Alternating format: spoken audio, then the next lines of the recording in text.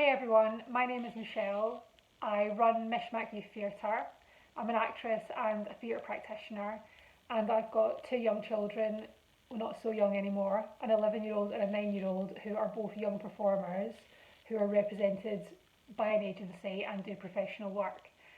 And in my youth theatre last week, I sent out a message because I knew there was a really good, reputable children's agent who was opening their books and potentially looking for new clients. And I thought that'd be a really good opportunity for any of the young people who come to Mishmack who are thinking about trying to get professional work, thinking about getting an agent, to maybe fill in the form and see what happens. And I've had so many questions about what an agent is, what they do, how it all works, that I felt like it would just be easiest for me to make a short video to just try and explain what an agent is, how do you get one, and figuring out if you actually want one at all. So I'm just going to stick to talking about children's agents just now. So children's agencies represent young people. Young people need very specific working environments. They need chaperones on set, they need performance licenses, they can only work for a certain number of hours, which is linked to their age. And getting an agent as a child can be a great thing. It leads to professional work. You will only really go up for professional work. There can be a range of that. It could be adverts, it could be theatre, musical, film and TV, it could be background artists or supporting artists, extra work, a whole range of things. However, it is professional work and agents are professionals. So if you want to get an agent, you have to understand that will take priority. Not over school, never over school or education, but over any other hobbies, the agent and the professional work has to take priority. So you just want to figure out for yourself if that's actually something that you want to commit to do, because getting an agent is really, really tough. Once you get an agent, they will start trying to get you auditions, and getting an audition or getting a self-tape is a huge achievement because casting directors are always swamped with thousands sometimes of people who apply for that role, and they will sift through and they'll work out who they want to audition because they just can't audition everybody, it's not possible. So sometimes auditions and self-tapes are very short notice. I would say that is getting better. There are things being put in place across the industry to try and improve how much time you get, how much notice you get, but it's still shorter than most people who are not in this industry would expect. So quite a few times I've had a text message 10 o'clock in the morning saying that one of the children have got to go into London for a commercial audition after school that day. And because we're freelance and because we've got great support from grandparents and family and friends, we're normally able to accommodate that. If you are a family that would not be able to accommodate that because you're both stuck in 9 to 5 jobs and it'd be very, very difficult for you to leave work early to take your child to an audition at short notice, or even if you had 2, 3, 4, 5 days notice, if that's an impossibility for you, that doesn't mean that you shouldn't apply for an agent. However, you do need to let the agency know that, because agents have to fight really hard to get their clients auditions, and they need to know if you're going to be able to take those auditions up. More and more, the first round is happening with a self-tape, which for parents of young performers makes things much easier because it means that you're only really having to go to the room if they're already interested in you. They've already seen you, they think that there's something about you and they want to bring you in.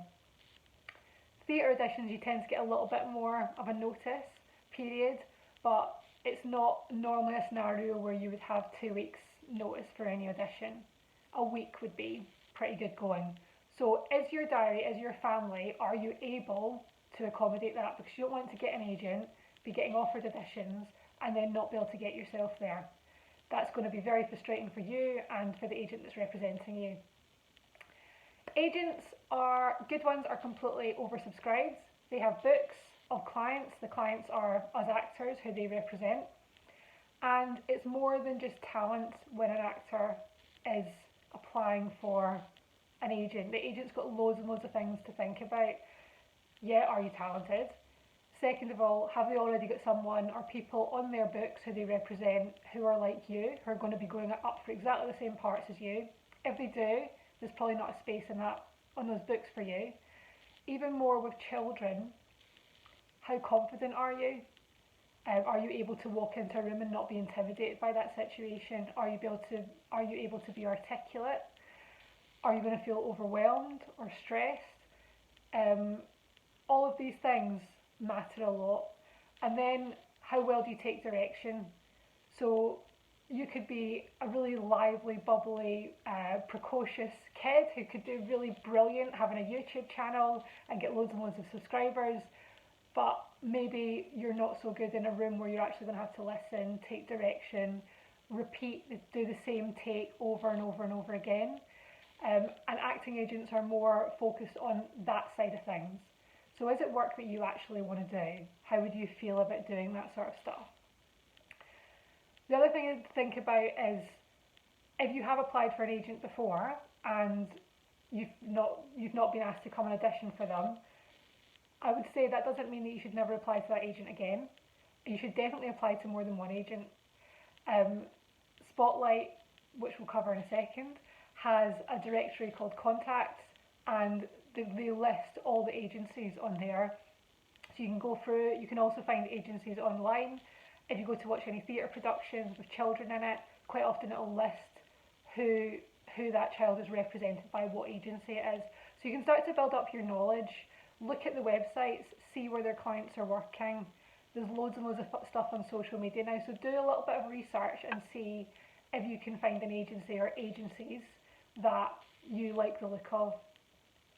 And then apply. Be completely honest, upfront about everything, and see what happens. Don't be put off if they don't call you in. There could be someone similar to you on their books. You might be a bit of a dodgy agent in terms of your appearance or your height. Height and appearance is so important with kids. Quite often you need to be below a certain height to do certain roles. So if you're someone that's a little bit tall for your age, that's going to rule you out of a lot of things that would be appropriate for your age.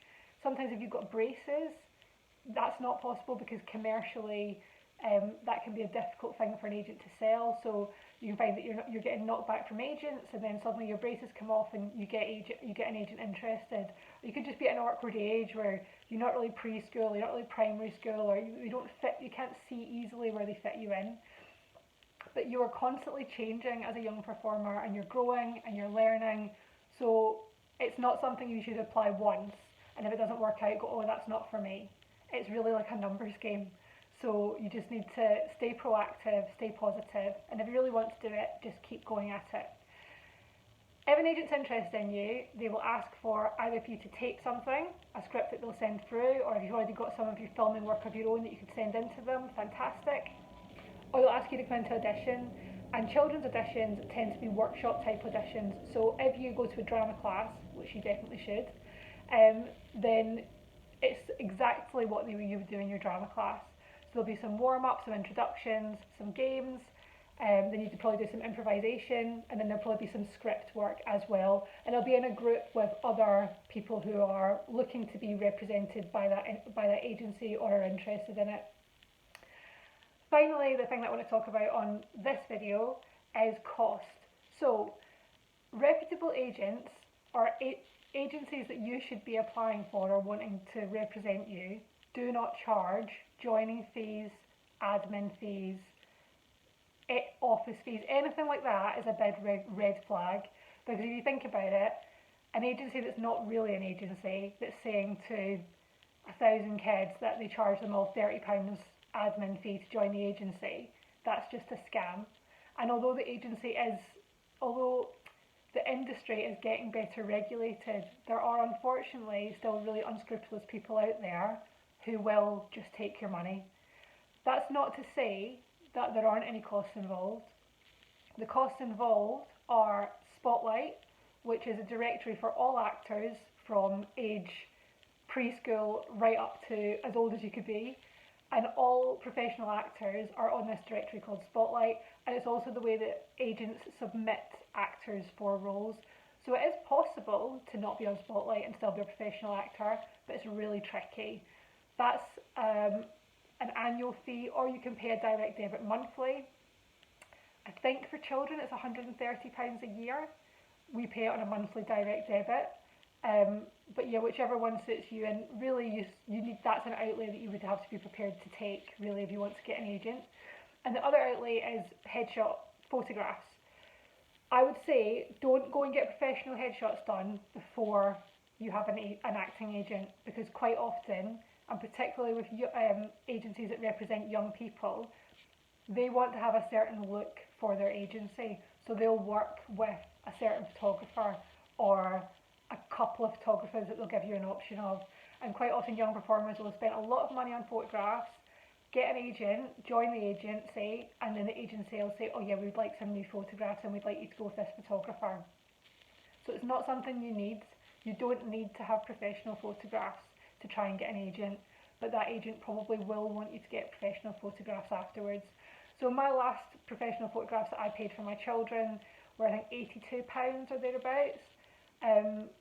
We got a selection of good photographs. The agent picked the one that they wanted to use on Spotlight and that they send out for auditions. To give you an idea of the cost that you can pay, for myself, when I go and get new headshots taken, I would expect to pay anywhere from £250 to £500 for those headshots. So yeah, I felt like £82 was reasonable for the kids to have their headshots done. It was much quicker in terms of the time that the kids have to have the photograph taken, whereas when I went to get my headshots taken, it's a good few hours that you spend with the photographer. But that's an outlay that you're going to have. Those are the two costs. Any other costs shouldn't exist, because the agent should make money from your work. So when you go out there and you get a job, an advert or a theatre job, your agent will take a percentage commission, which is already agreed, on the work that you do. I hope that helps to answer some questions about agencies, how they work. If you do have any other questions, please send me a message in the comments below and I will do my best to answer it. Maybe I'll make some more videos like this to cover other aspects of casting or professional work, or just how the industry works as a whole, because it can feel very much like a closed shop, but it's really not that difficult to understand. So hope that makes sense, and I'll see you soon.